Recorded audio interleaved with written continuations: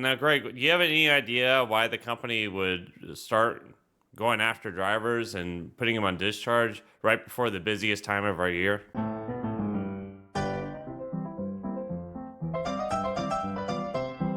The facts, dates, and events presented in this video are from the member's best recollection and may not be fully accurate. This video is intended for entertainment purposes only. Always consult with your local union about your rights and duties at your workplace. The opinions shared on this video are our own and do not necessarily represent my employer's positions, strategies, or opinions. All views shared are protected under the National Labor Relations Act. What is going on, everybody? So today I have Greg Kerwood out of Local 25 in Boston, and we're going to be discussing, what is the direction this company is going in right now? Because we see some things right now that are a little scary. So let's get into that real quick. And so, how are we going to kick it off? With RDR, Record, Drive, Record. The company right now is going after people that are using Record, Drive, Record. It seems like it's happening everywhere. This is when a driver basically maybe having late air. They see it's like 10:28. Their air is supposed to be delivered by 10:30. They sheet it, and then they drive to the stop and lock it in, and then they release it when they get to the stop to show that it's not late. Now, Greg, why is this a terrible idea? Well, because it falls under dishonesty. So when you sheet that package, you're telling the customer that you are at the location.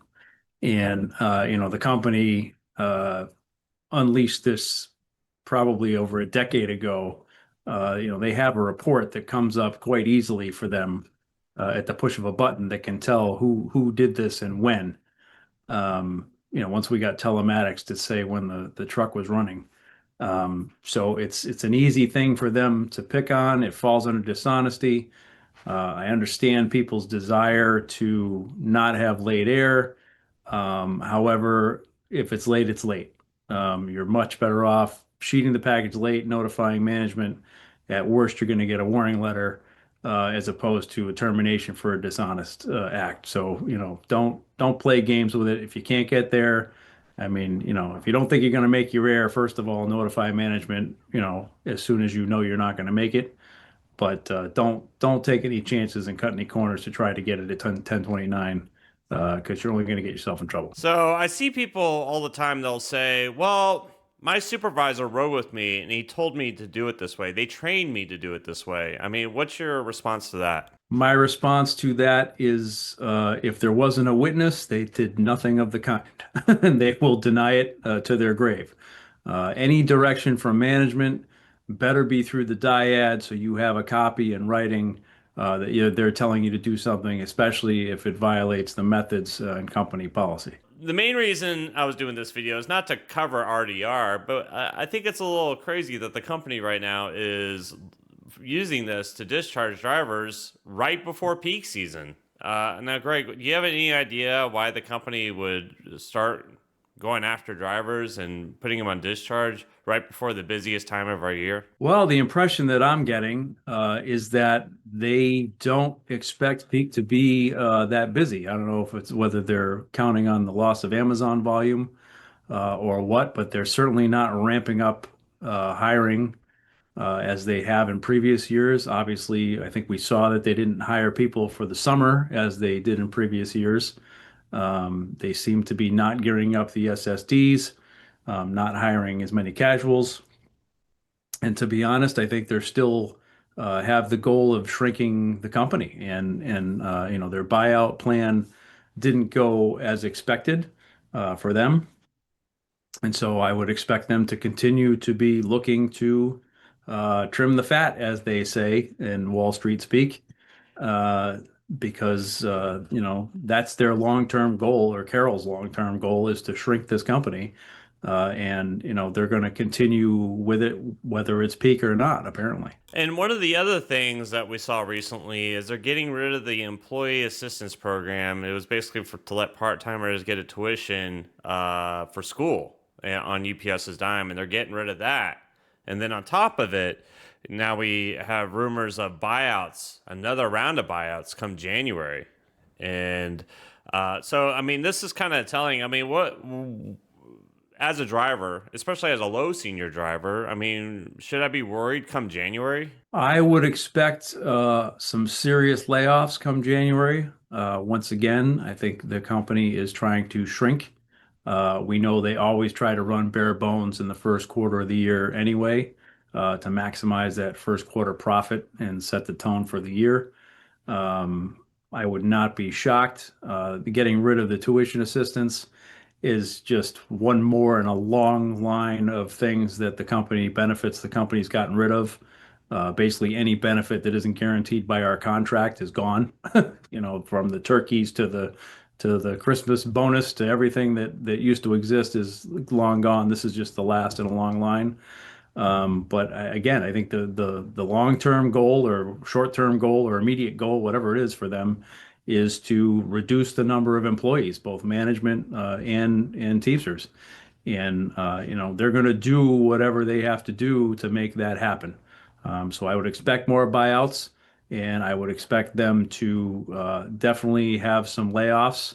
If they can't trim people one way or another, they'll lay off full-timers, have them bump inside and try to trim some of the excess part-timers, that may have low seniority or may not be able to withstand a layoff, and see what that does for them. It's foolish, but that's the way they want to do things. And we just talked, we kicked off the video with RDR, record, drive, record. I mean, if you're this company and you're looking for easy pickings, I mean, what else as a driver should I be worried about or looking out for?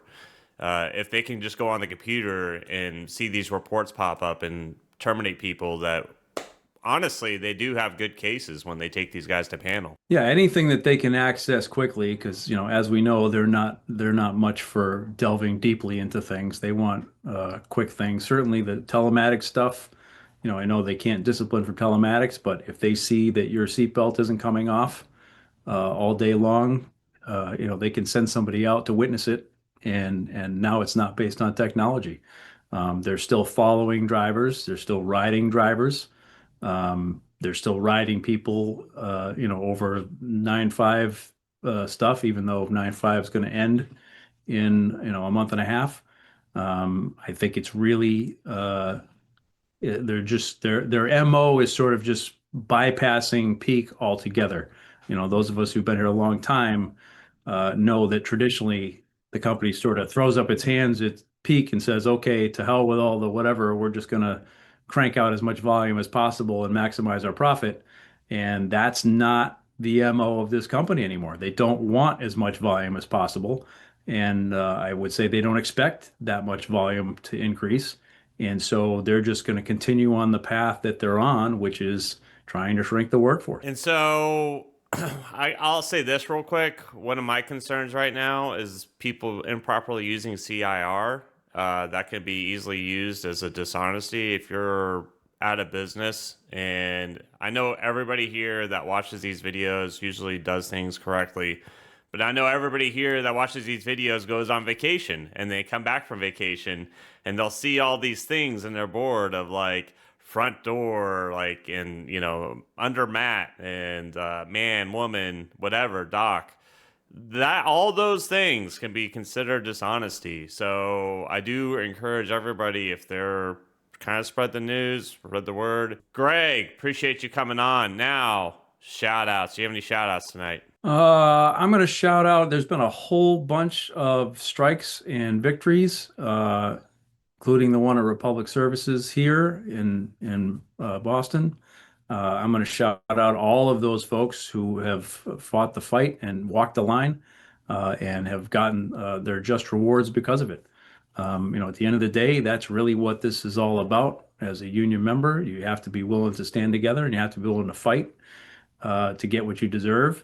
And that's how we do it. And so hats off to all of them who stood up and fought for what they deserved and got it. If you have not done so already, be sure to follow the Contract Enforcement Group on Facebook.